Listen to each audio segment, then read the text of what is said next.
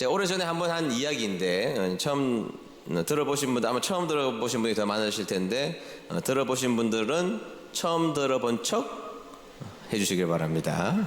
어떤 교회 담임 목사님이 주일학교가 잘 되고 있는지 방문을 하셨습니다. 마침 철수라는 아이가 앞에 지나가서 이 철수에게 물어보았습니다. 철수야, 여리고성은 어떻게 무너졌지? 이렇게 물어보자 철수가 막 울면서 대답했습니다. 제가 안 무너뜨렸는데요.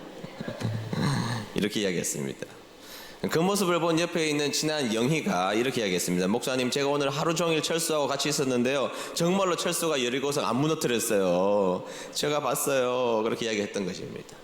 하도 목사님이 기가 차서 담당 전사님을 불렀다는 것입니다. 전사님, 내가 철수한테 여리고성이 어떻게 무너졌는지 물어보니 자기가 안 그랬다고 하는데 이게 도대체 어떻게 된 일입니까? 그랬더니 전사님이 정색을 하면서 이렇게 대답했습니다. 목사님, 철수는 절대 그럴 아이가 아닙니다. 목사님이 참 기가 막혀서 담당 장로님을 불렀습니다. 그리고 자초지정을 있었던 이야기를 다 이야기했습니다. 그 이야기를 들었던 장로님이 근심 어린 표정을 짓고 고개를 푹 숙이더니 한참을 생각하더니 이렇게 대답을 하기 시작했습니다. 목사님, 여리고성을 도대체 누가 무너뜨렸는지는 모르겠지만 교회 예배비로 다시 지어주면 안 될까요? 이렇게 이야기했다는 확인 안 된 이야기가 있습니다.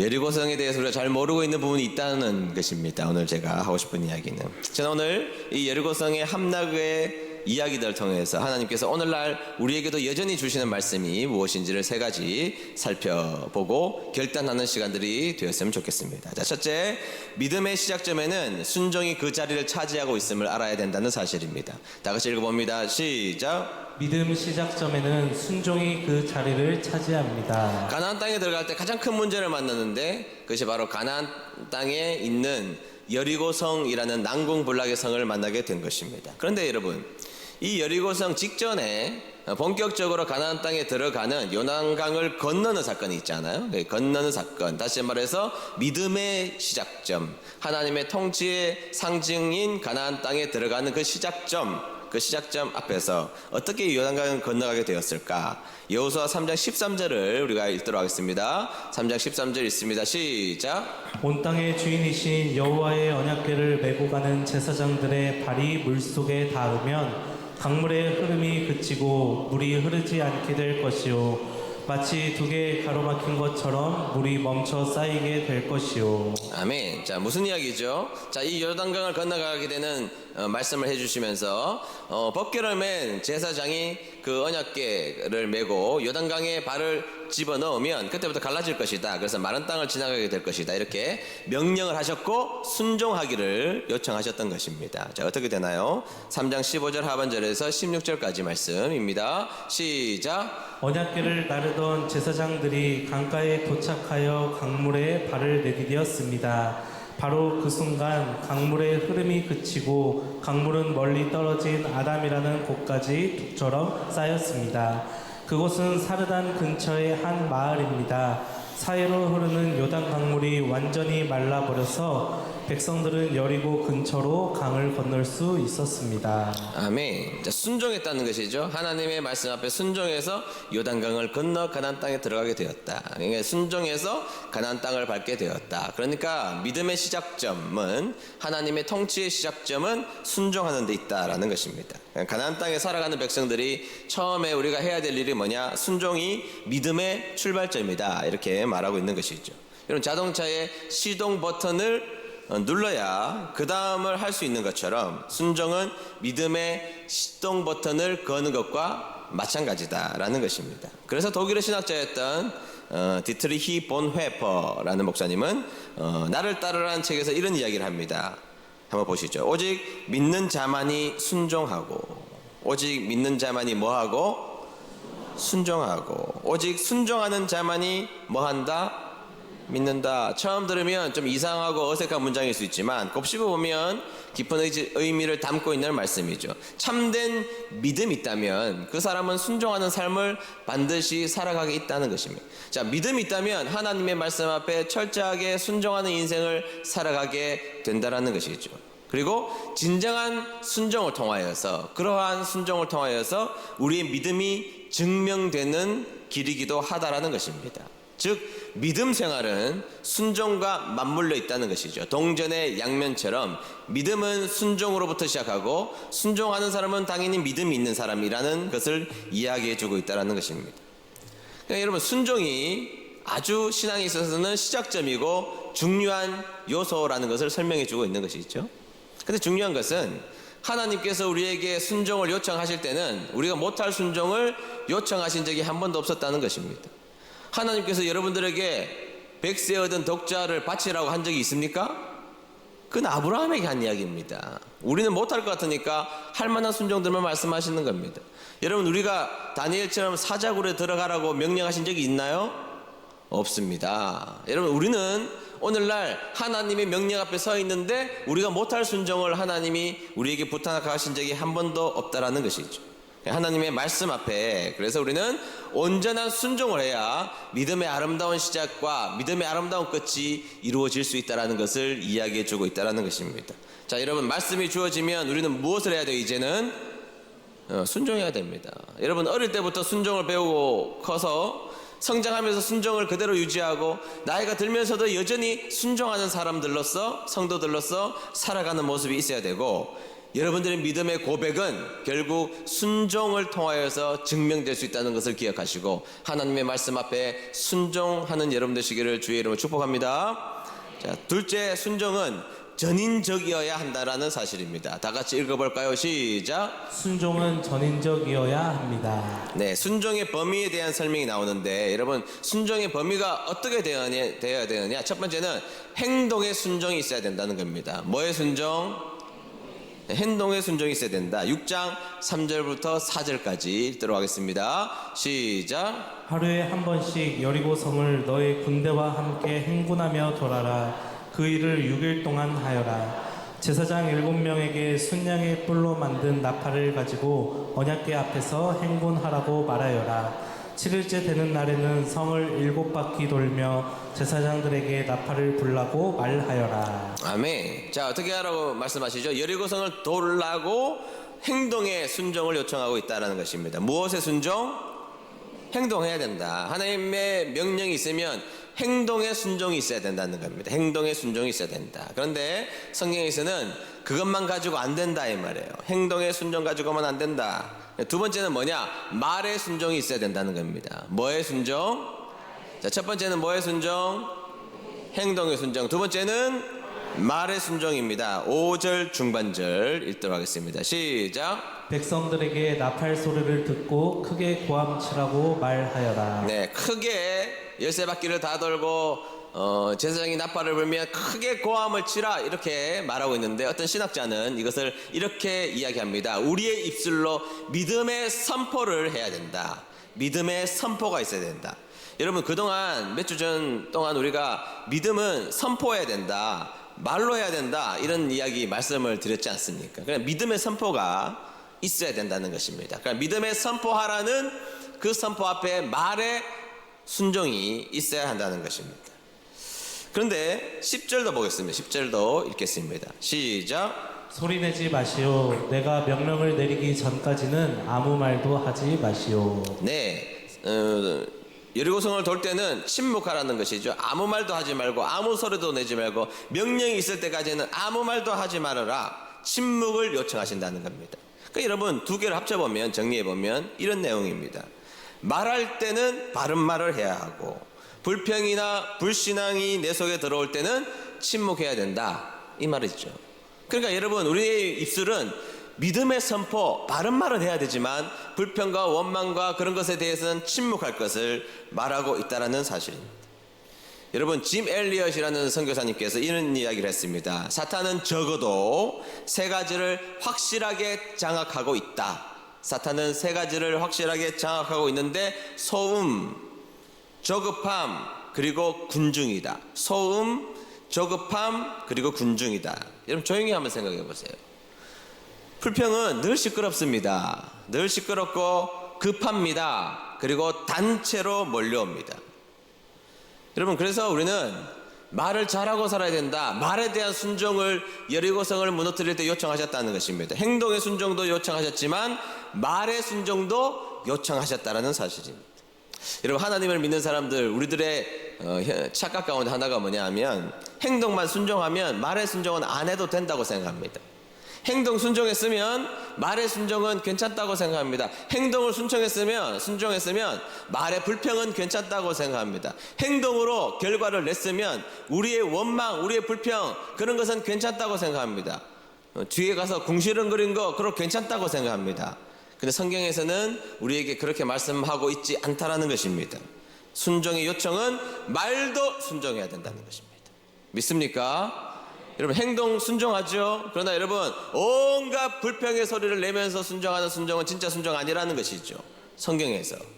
그래서 하나님이 주시는 말씀은 행동도 순종하지만 그러나 우리의 입술로도 순종해야 된다는 겁니다. 그런 여러분 되시기를 축복합니다. 세 번째는, 첫 번째는 무슨 순종? 행동의 순종. 두 번째는 말의 순종. 세 번째는 생각의 순종입니다. 뭐의 순종? 생각의 순종이 있어야 된다는 것입니다. 폴 톰슨이라는 학자가 이런 이야기를 했습니다. 여리고성의 진짜 적은 성이 아니라 자기 안의 회의감이었다, 이렇게 말하고 있어요. 여리고성의 진짜 적은 그 성이 아니라, 무시무시한 성이 아니라 머릿속에, 이스라엘 백성들의 머릿속에 들어가 있는 회의감, 회의, 그것이 바로 가장 큰 적이었다, 이렇게 말하고 있다는 것이죠. 자, 여러분, 여리고성을 돌면 무너진다, 이 명령을 순종하기가 쉬웠을까요?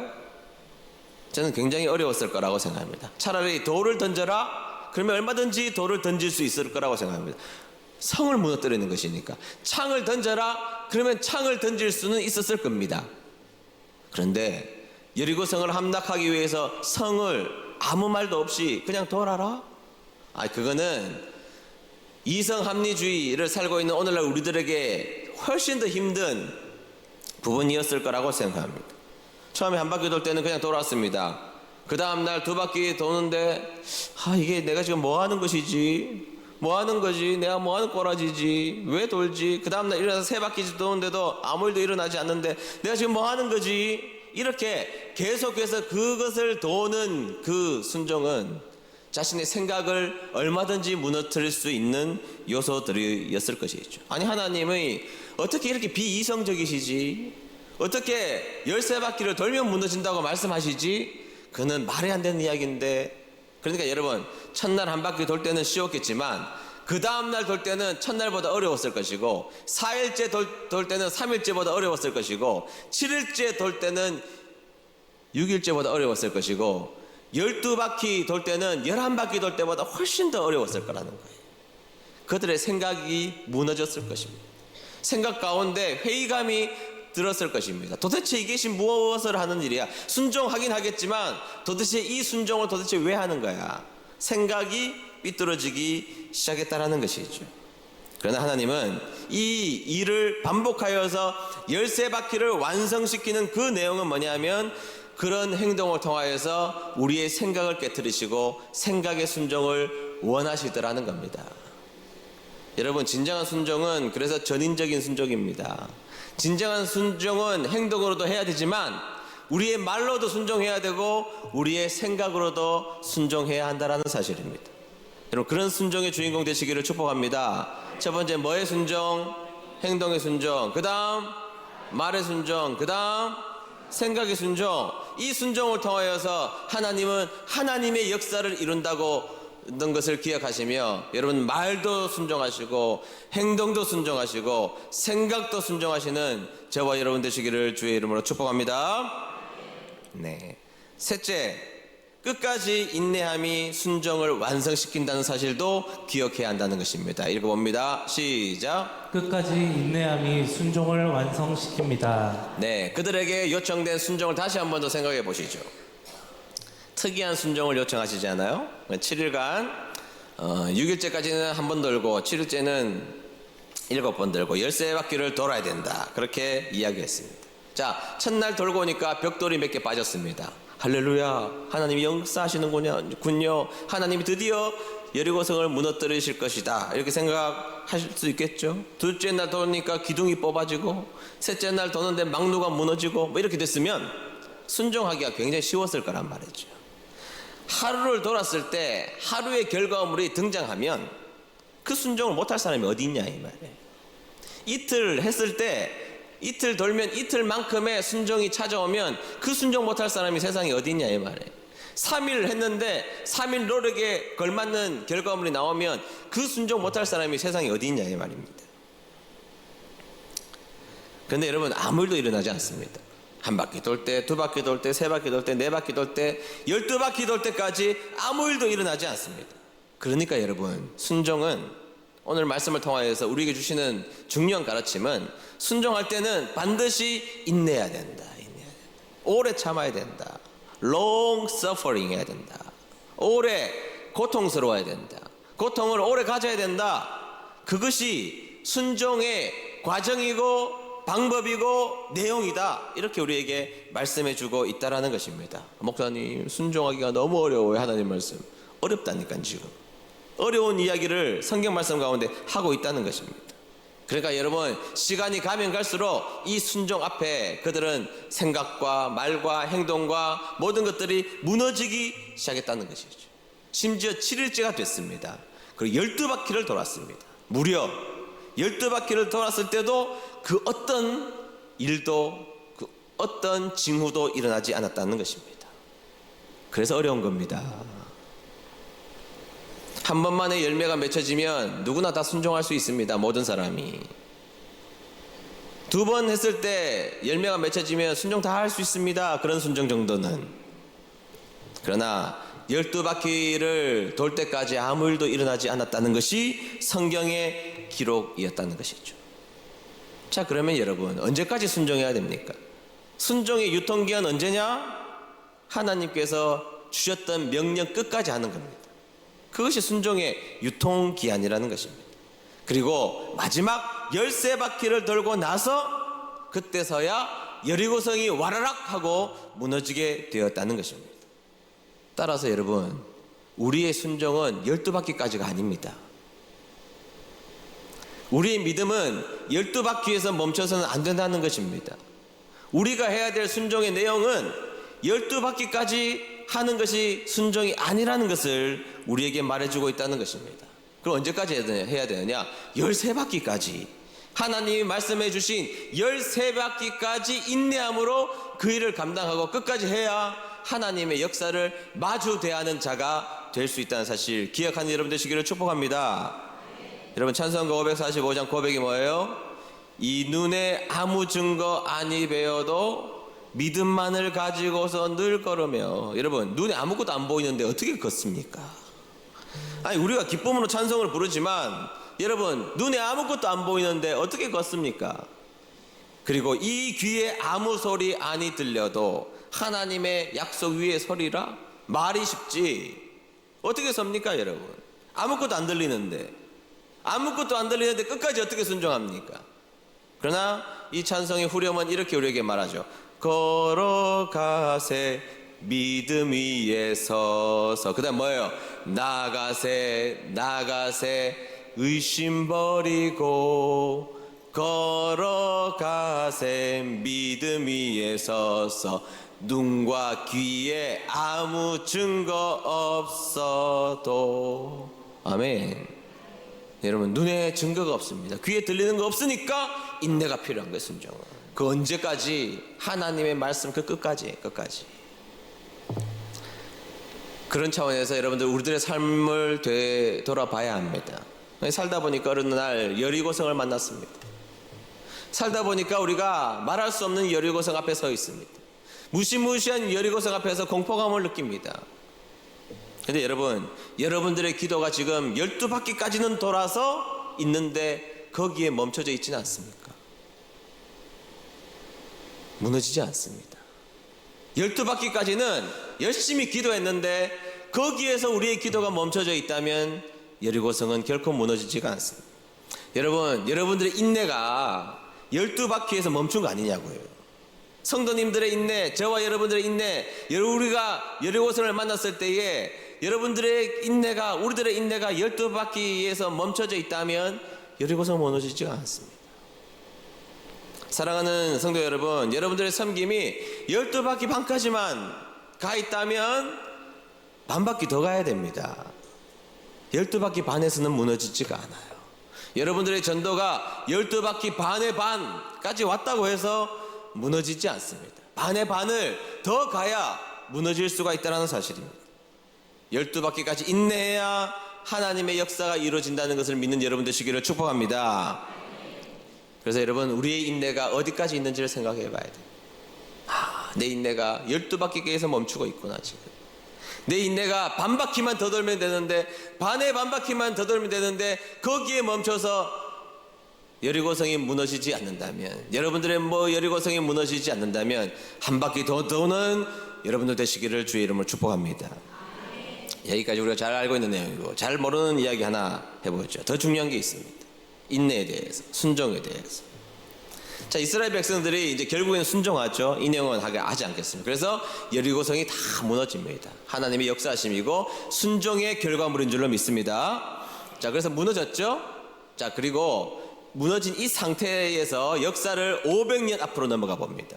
500년 후로 넘어가 보죠. 500년이 흘러서 열왕기상 16장 34절에 보면 여리고성이 한 번 더 등장해요. 읽겠습니다. 제가 읽겠습니다. 아합이 왕으로 있는 동안에, 악독한 아합이 왕으로 있었습니다.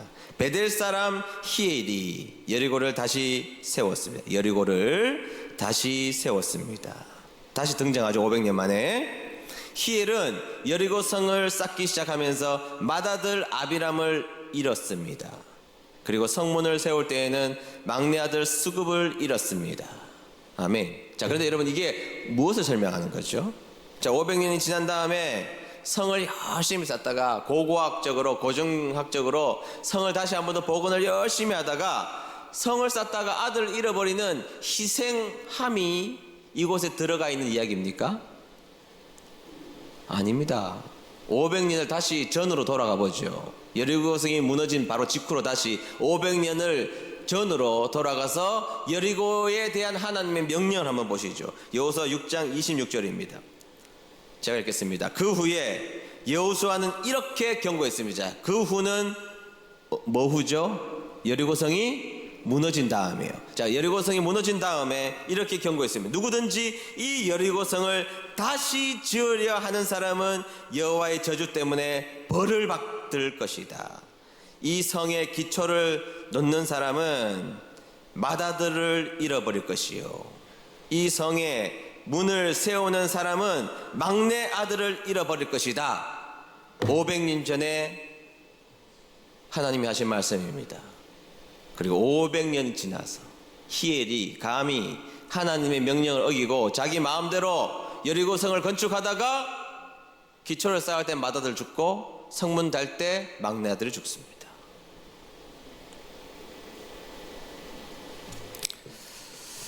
하나님은 하나님이 무너뜨리신 것을 결코 재건하라고 말씀하시지 않았습니다. 재건하려는 시도는 죄악의 시도이고, 재건하여서 기초를 쌓을 때 맏아들 죽을 것이고, 성문 세울 때 막내 아들 죽을 것이다. 그런데 히엘이 어느 날 등장했습니다. 500년 지난 건데 하나님 말씀이 500년 지나갔으면 하나님 말씀도 없어진 거야. 하나님 말씀 500년이나 지났는데 뭘 지킬 의미가 있어? 500년이면 한 왕조가 없어질 시기인데, 500년이면 고려시대라면 조선시대가 세워졌는데 무슨 하나님의 명령을 지킬 필요가 있어? 하고 그가 교만하게 여리고성을 세우다가 집안이 다 망가져버리고 만 것입니다. 여러분, 순종의 인내, 순종의 길이를 하나님이 우리에게 명백하게 말씀해 주고 있는 장면이라는 것입니다. 500년 지난 건데 올드한 이야기야. 그 전설이잖아. 500년 전에 가나안 땅을 정복할 때 우리의 선조의 전설에 불과해. 우리는 왕조를 가졌다고, 왕조를. 그러니까 전설에 있는 이야기는 안 지켜도 돼. 불순종하며 순종하지 않았을 때 그 집안이 망했다고 성경은 500년 사이의 역사를 다 기록하고 있다는 사실입니다. 여러분, 우리는 하나님의 말씀에 순종하는 저와 여러분 되었으면 좋겠습니다. 오늘 우리가 읽고 있는 말씀이 2000년 전 이전에 훨씬 더 지나간 말씀이라는 그 생각 때문에, 아니 지금 과학실증주의 좀 시대가 얼마나 바뀌었는데 AI가 활동하는 시대고, 사람 없어도 얼마나 많은 AI들이 활동하면서 이 인공지능이 발전된 세계인데 2000년 전에 있었던 말씀을 뭐 하려고 지켜? 희애를 생각하십시오. 여러분, 세상은 다 없어져도 하나님은 영원하신 분이시고, 하나님이 살아계시고 하나님이 말씀 주셨다면 끝까지 주님 앞에 갈 때까지 순종하는 여러분 되시기를 주의 이름으로 축복합니다. 지금 여러분, 우리의 모든 순종이 12바퀴에서 멈춰져 있다면 이제 오늘 다시 순종의 시동을 걸고 마지막 한 바퀴를 걸어내는 여러분 되시기를 축복합니다. 순종의 시동을 걸고 여러분들에게 남겨져 있는 그 순종을 완성하여서 하나님이 살아계시고 살아계신 하나님의 위대한 역사가 여러분들에게 찾아가는 은혜가 꼭 있게 되기를 주의 이름으로 축복합니다.